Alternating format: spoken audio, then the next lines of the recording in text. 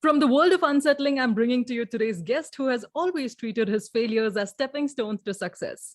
From being a shy, underconfident child to transforming into a person who runs his own firm, Digital Dukandar, he has come a long way. His journey will inspire you to find your strengths and work towards building your future because it is never too late to follow your dreams. So let me welcome today's guest, Mr. Nishkarsh Sharma. Hi, Nishkarsh, how are you? Hey guys, hi. Thank you so much for having me here. It's a pleasure. I'm really excited to talk to you. And I have one question to ask you.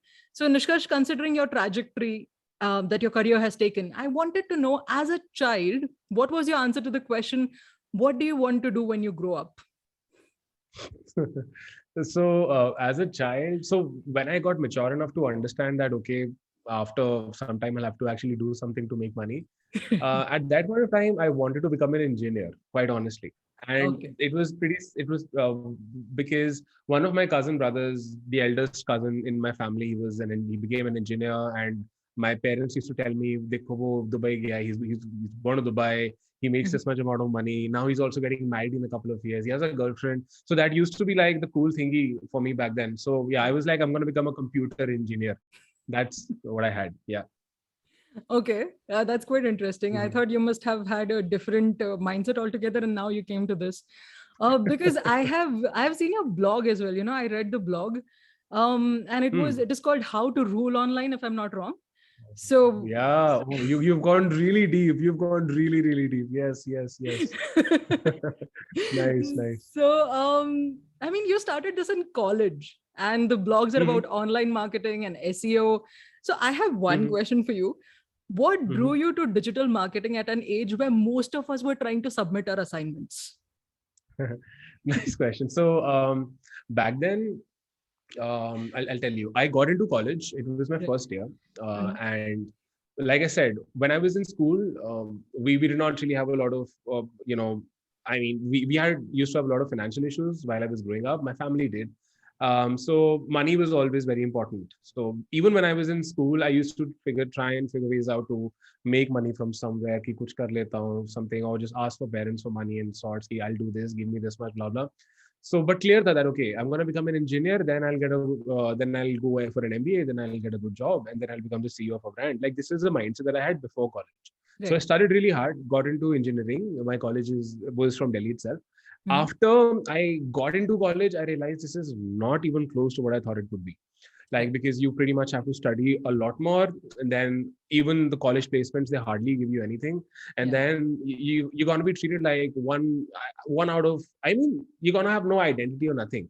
That's when I realized, dude, nahi, ye nahi ho payega. So I really want to be doing something to make money, because this is not what I can't do. And money kamana hai. I really want to be making money from somewhere. I went to Mhm. Google, I searched for how to make money online, and from there I got to know that okay, there are some people who are making a lot of money blogging. So Mhm. that's where I signed up for a course, found someone who he had a course, and then I Right. started my first blog, How to Rule Online, because I thought I'll मुझे कुछ आता तो है नहीं online marketing के बारे में. I don't really know anything about online marketing, but Okay. let me, whatever I learn, I'll keep sharing and I'll teach people how to rule, Mhm. online. So that's how it all started. Oh, I thought you did a lot of research and then you tried it out, tried and tested kind of blog, but then, well, quite interesting that you started there. Yeah, yeah. And well, you've also written a book, if I'm not wrong, which is called Career Success Blueprint. So do you think that there's a Hmm. blueprint to success? So I wrote this book when I was trying to make money.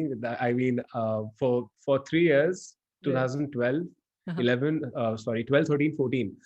These 3 years, I had tried a lot of different kinds of ways to, make some money online, but it did not really work, not even a single penny. So I Mhm. met someone at the end of 2014 who was making money by publishing books on Amazon Kindle. So he Right. was like, "What you want to do is you want to write a book, and we're going to market it this way, and Mhm. we're going to make it a bestseller this way, and then you'll start generating passive income from there." So I was like, Yeah. "Okay." So, and at that point of time, you would write about something that you know about. So in my college, I was very active in internships. From my second semester, third semester, I started doing a lot of internships, marketing, sales, network marketing, travel, hospitality, all those kinds of internships. Mhm. So I realized that at least after doing so many internships, I know that I don't want to go for a job, or I mean, I don't want to go into the engineering direction.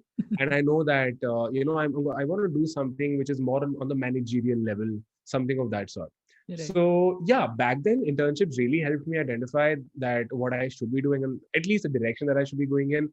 Mhm. So that's what I shared in this book, that do internship. This is how you crack interviews. This is how you find people. This is how you make more money doing internships, because I was making money from these internships. Mhm. So yeah, at least while in college, yes, it can help you identify direction. But I don't think so that, career can have a very set and proven blueprint. I don't think so. That's true. But the point is Mhm. that internships are not sold to us when we are in college. And it is so important Uh-huh. to go out there and do different things, because what happens is we tend to get stuck in the same loop that everyone is doing. Mhm. And then when you go out there, Mhm. you realize that, hey, this was not what I was meant to do. And then you start figuring out life. And then that takes another 3 to 4 years of your life, which is okay. It's Correct. not bad. But then Mm. it is Correct. not sold well in the college. That's what I wanted to say. Yeah. Yeah. You're absolutely right. Plus one on whatever you're saying. Yep. Okay, so can you tell the listeners about your journey of starting Digital Dukandar? Yeah. So we got started. We went full time into entrepreneurship in 2015. Mm-hmm. For the next 1.5, and we had some couple lakh rupees, all four partners, four people. We had some couple lakh rupees to spend in the business, and we thought that okay, we'll make it work. So we tried every possible thing out there, even after having someone who was really skilled. I mean, all of us had some set of skills, and we were really confident. But in 1.5 years, we went bankrupt. We had no money left. Yes. Then we had to take two loans because we owed some money to our team and owed some money to the people, the apps and subscriptions and all of that. So we Mm-hmm. took two loans, and then our company also split up that because things were not working out. Um, at that point of time, before that, somewhere around that, we started an animation video company. We made it work. We Mm-hmm. started teaching people how to build animation video businesses. Then I was like, I don't want to be doing animation videos and running an agency. It does not really set my soul on fire, let's say, or it does not really make me feel really, it does not make Right. me that happy. So I Uh-huh. was like, I'm going to get into something that's going to be more exciting and more challenging. So I got into ecom in 2017. I Mm-hmm. got to know about ecom through a friend who was doing it. So got to know about it, started ecom in 2017. Right. We had really good success. 2017 was very good for us. So from that point on till this point on, we've done really well in our own e-commerce stores. Mm-hmm. And I've always had a thing for coaching and training. I used to give tuitions when I was in college. I used to teach Right. my classmates when I was in school. So I always had that thing. So I thought that when I was growing up, I mean, when I was growing up in my online digital journey, I used to see so many YouTube videos. I used to sign up for so many courses, and then they really helped me learn a lot of things. Right. So I was like, let's get into that. So we started coaching people first in US on Mm-hmm. building e-commerce businesses. We pretty much used to share with them what's worked for us. People Right. started getting success. Then we thought, let's do it in India. So in 2018, the end of last quarter of 2018, the month Mm-hmm. was September. Yeah, so technically, yeah. So in September, we started Digital Dukandar in 2018. Wow. And the idea was that we're going to help people here in India start, grow, and scale international e-commerce businesses. And Mm-hmm. from that point on till this point on, we've trained more than 15,000 people through our programs and courses. Yeah. And our digital dukandars, I mean, digital dukandars are people, who are a part of our programs, a part of the family. Mm-hmm. So our top digital dukandars have done more than $2.5 million in sales combined. Wow. Like the top 10, 15 guys have done this much. And then we've not even calculated what everyone has done, because that was a lot of work for me to do. So Uh-huh. just figured out, like this is pretty nice. So that's what we do. We help people go from zero to starting and growing and scaling their international e-commerce businesses, like we've done it for ourselves. Oh, that's quite interesting. I've read about it definitely, and it's a new concept for me as well. Nobody around here knows Hmm. what drop shipping is or what an e-commerce website is, apart from where you go and shop. That's also something new that is coming up. So, what does, if you don't mind, can you just explain what drop shipping means to the listeners? Yeah, why would I mind? Definitely. So, dropshipping is an e-commerce based business model Right. wherein you run an e-commerce business without owning the product. That's what Right. dropshipping is. Mm-hmm. Like, just to give you an example, let's say I want to start selling glasses, okay? Mm-hmm. But I don't really have a factory. I don't really have money to stock hundreds of glasses. So what I'm going to do is I'm going to find someone Mm-hmm. who's selling glasses, someone online, like on Mm-hmm. IndiaMart or AliExpress, eBay, wherever. I'm going to find someone selling them. I'm going to download the images of the product. I'm going to copy the description and details. And then I'll upload the glasses on my own website for a higher cost. So if Right. someone's selling it for 100, I'm going to sell it for like 300, let's say. And then what I'm going to do is I'm going to send traffic to my own website, to this glass wala product page. And then whenever someone buys from me, I'm going to pay the money to the original supplier of this. I will give him my customer's address so that the supplier ships the product directly to my customer, and the supplier is happy, I'm happy. And I'm going to let the supplier know that, don't add any branding, because I'm actually drop shipping, or I'm actually, trading, or I'm selling your product for adding my own markup fee to my customers. And I Right. would love to give you more business in the future. So that's the simple, drop shipping concept. And a lot of people do it. It's been going on for centuries. Yeah, but it's still new for a layman. I mean, I wouldn't know it unless I researched about it, which I recently did. So this Okay. is fairly new for me. And you have mentioned in one of your interviews that a product that is sold on an e-commerce website can be available at a lower price on some other platform as well. So how do you make sure that the traffic comes to your website?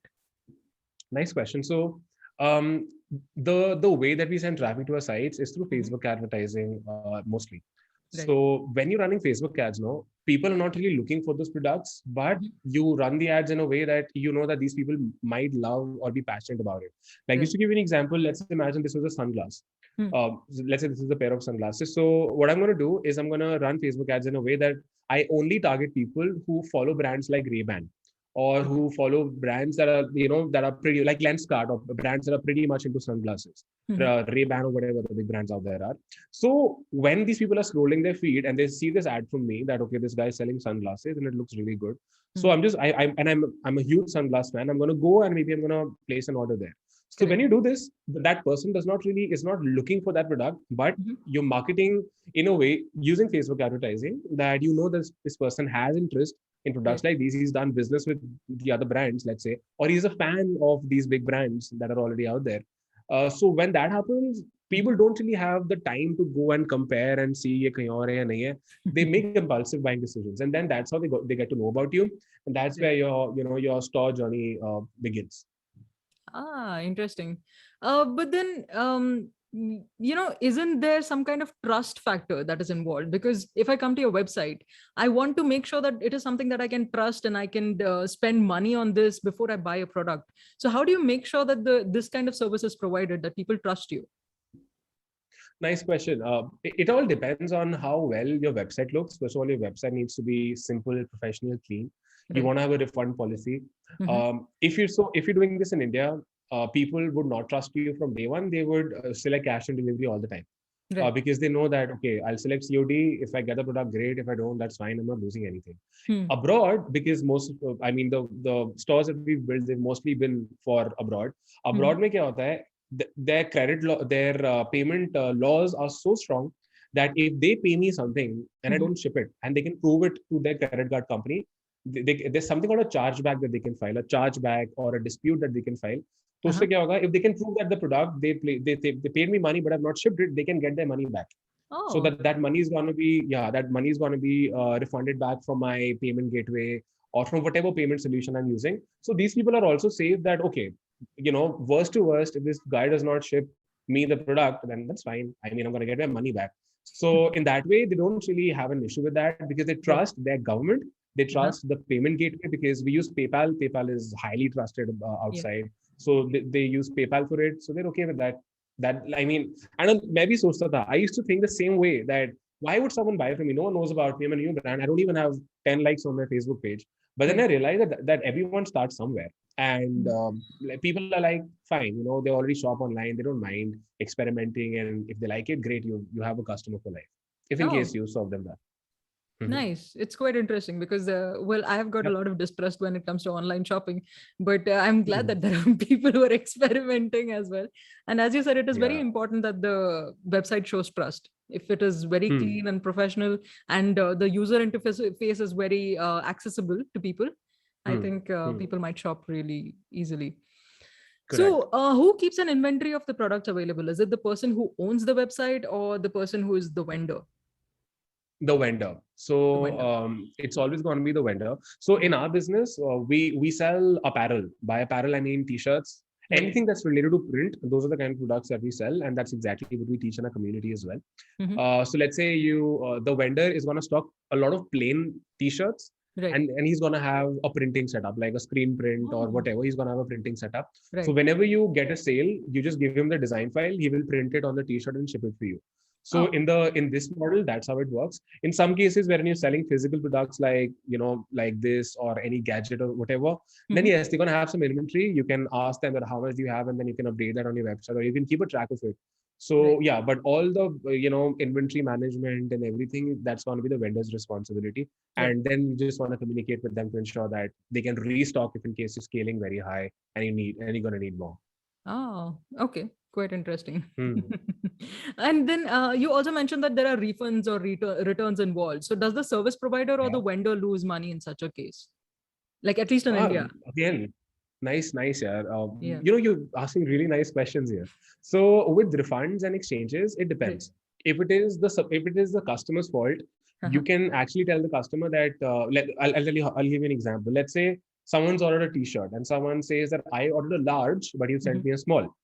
So Hmm. whenever a customer places an order automatically from your store, now they will receive a confirmation email and which says this is the product that they ordered. So if Correct. in case a customer is saying I ordered a large, but he actually ordered a small, you can prove it to him that this is what you ordered. Please send a confirmation email, of course, in a very nice way, and Mhm. say that no problem. You keep that product with you. If you want me to send you a large, could you please help me with the shipping cost, or could you please help Oh, me with the product cost?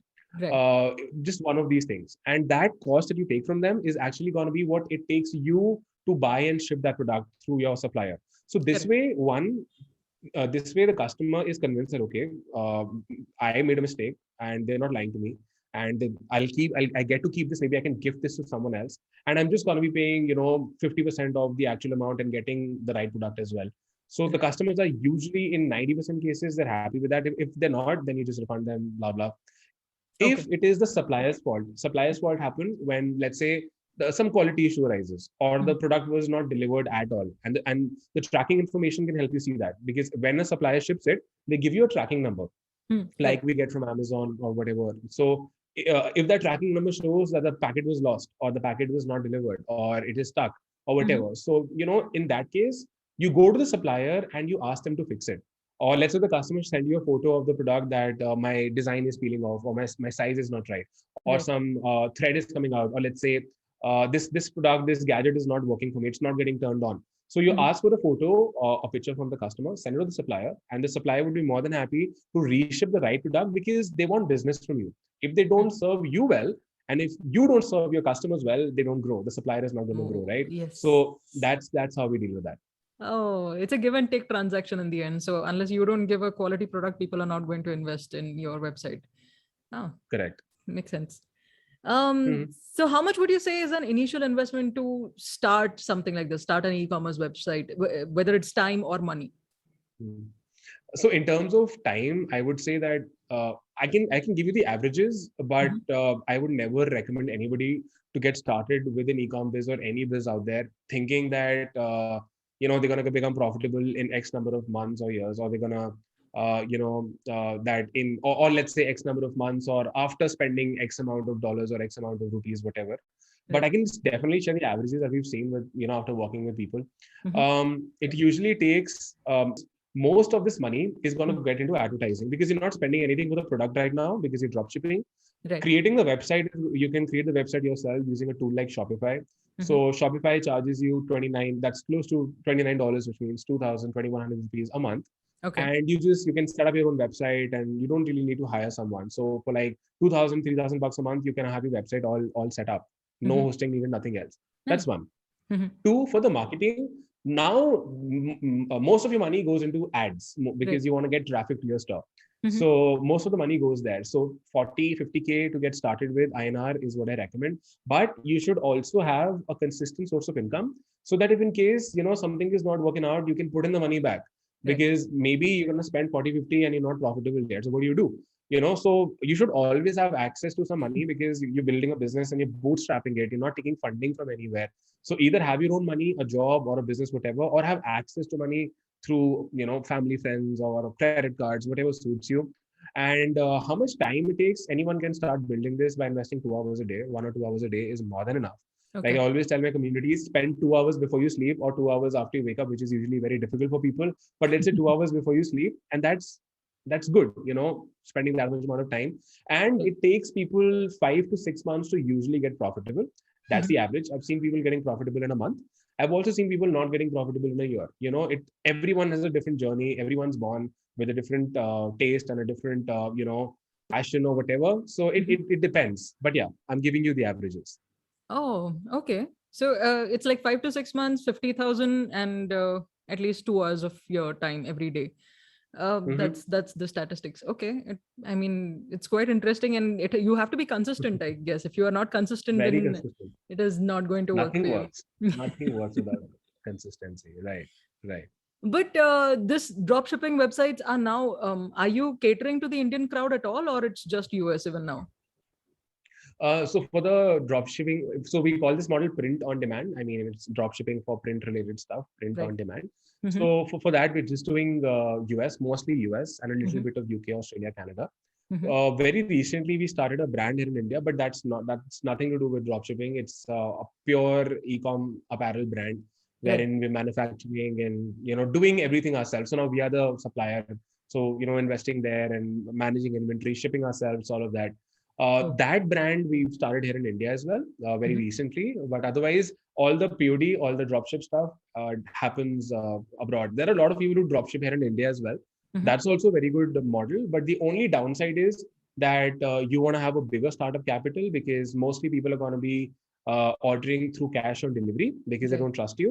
In US, there is no COD. They prepay you the money. So Right. you're all cool that I already have the money in my bank. But here they're gonna offer COD. You have to pay for the product. You gotta pay for the shipment in advance. Then when that product gets delivered and accepted, you get that COD, that cash from your supplier, from your fulfillment partner, from your shipping partner after 5, 6, 7, 8 days. Right. So this means that to maintain your cash flow, you need a little more, yeah, actually a considerable amount of investment. But yeah, that's a good model as well. Oh, nice. So the apparel company that you started, so you design as well from scratch? Yes. So yes, everything, so from sourcing the Mm-hmm. fabric to, thinking about how the design is going to be, Right. every logistical thing involved on the level of production. Yes, we Uh-huh. take care of it. And then the delivery part. And in India, you also want to call people to confirm their orders. So all of that we do in-house now. Okay. Yeah, Hmm. okay. So the designs are basically based on the trends, if I'm not wrong. Trends, or uh, how do you get inspired? Nice question. So, when we started off, it used to depend a lot on seeing what's working for other people. I'll be very honest, seeing what's already working for the big shots. And Right. then you take inspiration from there and you're like, let me create something similar. Let me create something better. Mm-hmm. I'll never copy anybody, but I'll try and create something similar and better through Right. my designer. So I'll Mm-hmm. give a screenshot and I'll say, change this, change that, change the color, or change this word, blah, blah. So I'm Mm-hmm. going to do that. That's how we started. But eventually, when you grow and when you start seeing what's working for you, Right. you eventually want to get down, you want to get deeper into a niche. Like, let's say, just to give you an example, let's say I start a podcast and this podcast is about digital marketing. Now, Mm-hmm. digital marketing is very broad. Maybe I'm Right. going to realize, okay, in digital marketing, SEO is what I'm really good at, or SEO is what my people want. Then in Mm-hmm. SEO, I go deeper into on-page SEO or whatever. Right. So eventually, when you start, you realize that this is the category of people I love serving, and the category of people who love buying products from me. So let me dive deeper. So when you get into a niche, the change, I mean, the overall approach changes. Now you Right. talk to your customers, you do research in that niche, or you start coming up with your own stuff so that you Mm-hmm. can have the early mover advantage and stuff. So yeah, that's how we approach the entire Okay. research part. I like your perspective.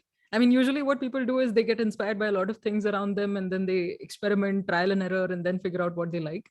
But finding a Hmm. niche also helps. This is a Correct. nice perspective. So, Yeah. well, I already know the answer to this question, but I'm still going to ask you because I want to know what is your take on it. So, you've helped a lot of businesses grow mainly in the t-shirt design segment. Yeah. This is a question that most of the people ask themselves. Why should Hmm. I do something that so many others are doing? Will I Hmm. be successful in such a scenario? That is the question everybody asks. What do you think? You know what? Yeah, really good question. So a lot of times people, yes, they do ask this question that why should I do this when so many people are already doing it, when so Yeah. many people have already got success with it or whatever. There's so much market competition. What am I going to do differently? I don't understand that. Why don't people ask this question when they go to school or when they go to college? I don't understand that because we've been conditioned in a way that going to school is a must. It's like breathing, or Hmm. going to college and paying lakhs and lakhs of rupees in school. And then people go to IIMs, they work so freaking hard. They work so hard and then they, take loans to pay 15, 20 lakh rupees in IIMs and IITs, whatever. People don't ask this question, when that comes up. But when Yeah. it comes to going, taking the path, this is the road which is less traveled by, they ask themselves this question, right? So Yeah. first of all, people should understand that why. I mean, you've been doing so much that everyone's been doing. Where are you right now? I mean, if you're thinking of doing something Yeah. differently, it simply means that you're not happy, about where you are in life right now. It could be about your health. It could be about your relationships. It could be Mhm. about your money, your career, your professional life, whatever. So you want to ask yourself, why shouldn't I be asking myself this question? And an answer to that is very simple. I'm not going to give you, like, every person can have a different answer, but even if so many people are already doing it, every person has their own way to do it differently. Like, I'm going to give you some examples. Let's Mhm. talk about e-commerce. Let's talk about automobiles. There are so many automobile brands out there. Yeah. There are a limited set of people in the world, Mhm. but there's Tesla. Then in India, let's talk about Tata. There's Tata, there's Toyota, there's Maruti Suzuki, then there's MG Hector has entered. So there are so many car brands out there. Yeah. Everyone starts from the basics. Everyone knows ki a car is gonna have four tires and then a steering wheel and gear. That's the basic. Everyone starts there. Mhm. But Right. eventually, as they grow, they niche out into doing something of their own. How Mhm. does how do they figure that out? They figure that out by actually getting into the business after talking to customers, after getting feedback, or maybe being creative. Because Uh-huh. every person is different, every person thinks differently, Mhm. every person behaves differently, every person understands the statistics and the market differently. So, Right. and the longer time you spend in your space, the more creative you get. So even if a ton of people are doing e-com, like Amazon is a multi-billion dollar company, Walmart is also a multi-billion dollar company, Mhm. Flipkart is really big, Yeah. Snapdeal is really big, Shopcluse is really big, Myntra is very big, and Mhm. all of these guys pretty much sell the same set of products.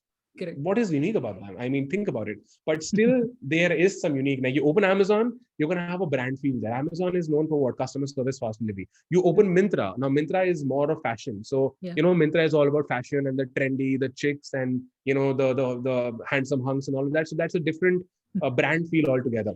Yeah. Flipkart, different feel. Mhm. So it all drills down to you believing in yourself that, listen, dude, I am different.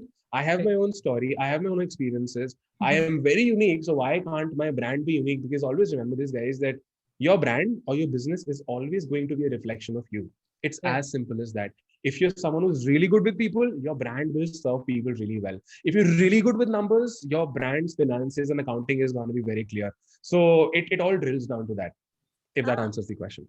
yes, yes, Mhm. it definitely does. See, I knew the answer, but I wanted to know your perspective because it was completely different, right?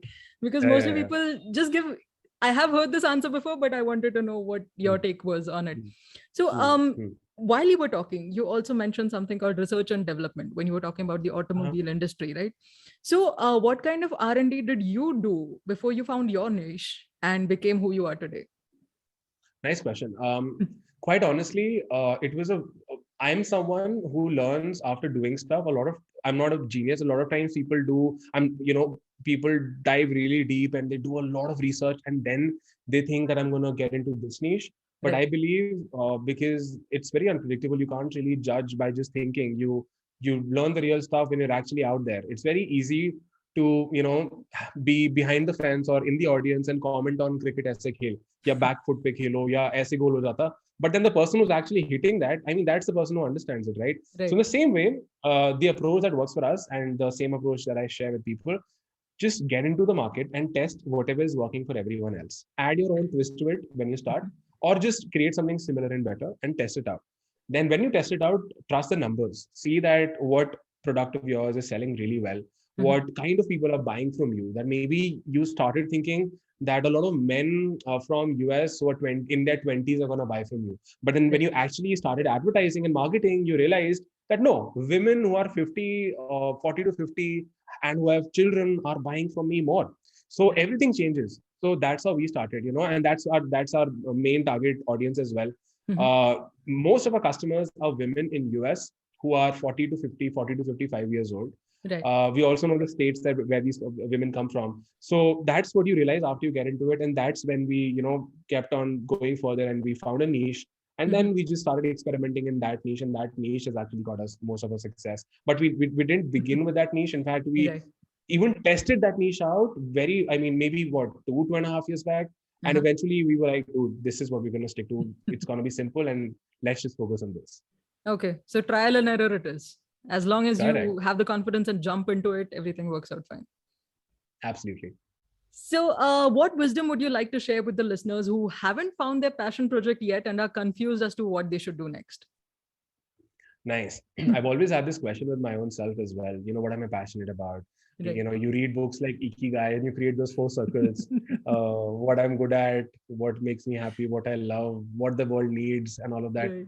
I think all of that is okay, it's fine, but I think it all drills down to figuring out that what really makes you happy. There's so much that you've done in your career, in your personal life, professional life. So if there's anything that you can also monetize, just get into it and start experimenting. A lot of times people waste a lot of time in thinking that Mhm. what they should be doing or what they're good at, and then they also think that why they shouldn't be doing that.